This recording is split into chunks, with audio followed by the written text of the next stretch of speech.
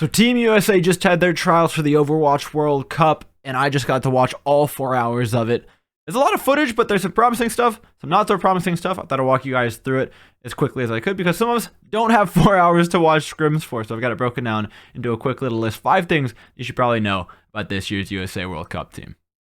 So number one, we're going to start off on the Sombra note, or I suppose the Sombra note, because there are a few holes in our potential roster in terms of compositions. And number one, starting out, and I think the biggest one is that there just isn't an obvious Sombra player. If we're wanting to do any ball compositions, it's not happening. Hydron, Sam, Sugar Free, they all tried it. None of it looked good. We have like 1 or 2 particular Sombras floating around in contenders that are particularly good. I know Pummy just played this last weekend in the Pro-Am, an incredible Sombra player, but outside of that, we really don't have any Sombra specialists. And alongside that, the ball looked pretty middling. Super Cluj, Dante, and Mirror all played Wrecking Ball. Dante didn't look great. Kaluj fed his brains out and then proceeded to joke about it in the match chat, so that's definitely not happening. Super was okay. He didn't die a lot, but also didn't really achieve all that much. And then lastly, I think Mirror put together some good plays. I think it was decently coordinated and looked good, but didn't have the insane mechanics you want out of kind of a ball specialist. So no ball and no Sombra means that we're missing out on one of the key compositions, but if nobody at the World Cup is really running it, if it's not particularly prominent, if the meta continues as it is, we're probably in a pretty decent enough spot if there's only kind of one compositional spot that we're missing out on.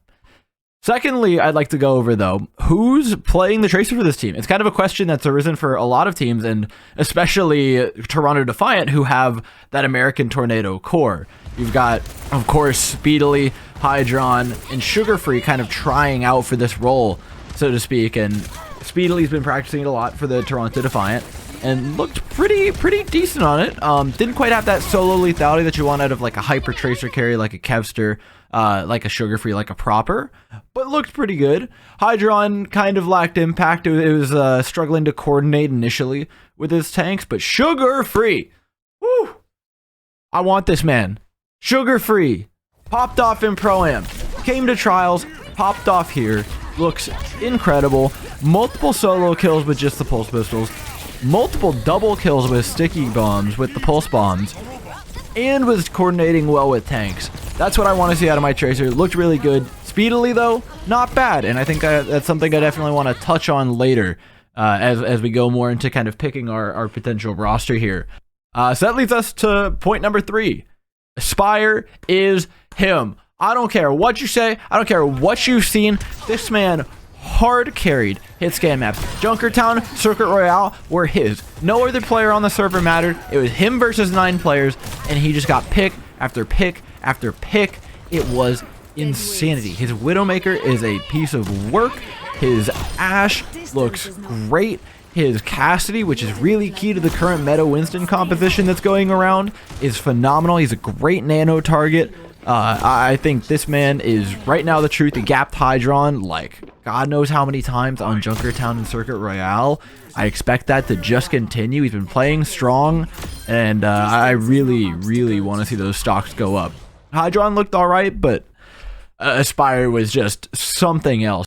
I'm excited to see what he can get done, and I hope to see him on the team. DPS power picks is going to go ahead and be my 4th point here, because there were some really unique picks that our DPS were bringing out. Yes, we're missing the Sombra, but outside of that, we have some really impressive stuff in kind of explicit picks.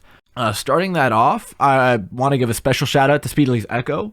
We saw it for one map, but the one map it was played on, I believe it was Lighthouse. Insane output. I mean, most elims on the team by a country mile, 25% damage more than the next person on the entire server. Really impressive stuff, and you see why his Echo is kind of the thing of myth.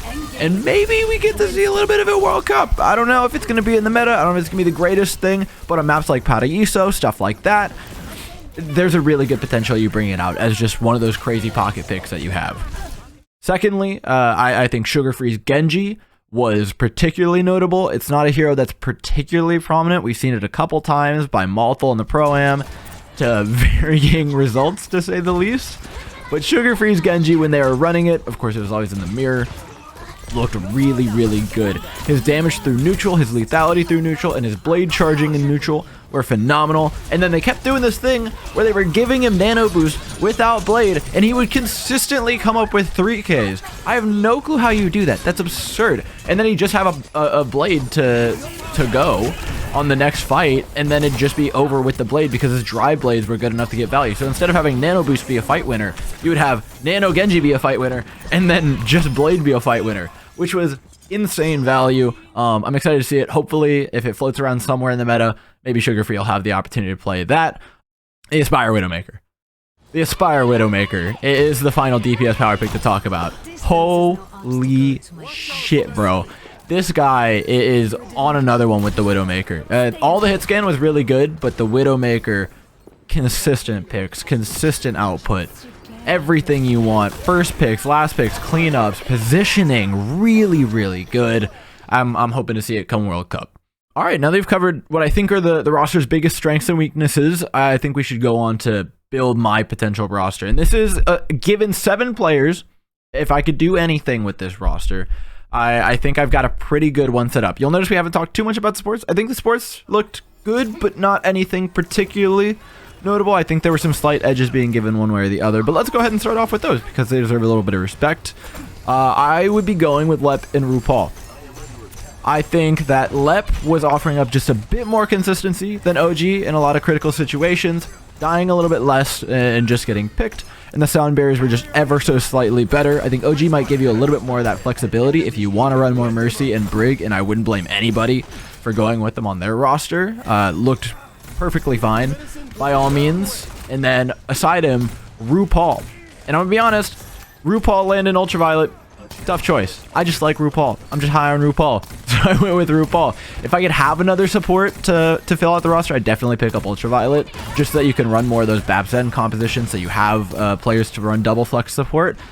But if you don't have it, I think a 2-man support lineup is okay, and Lep and RuPaul are going to give you the flexibility that you're looking for. Now, heading over to the DPS line, I think things get pretty interesting. There's a lot of choices to be made, but there is one that is most obvious above them all. Aspire in the hit scan role is just a no-brainer. I think he's going to fill out everything you want him to do. He's versatile enough. He plays the classic hit scan. It's what you do at the second spot. That's pretty interesting. I went with adding an extra player here in the DPS role to fill out some of that flexibility.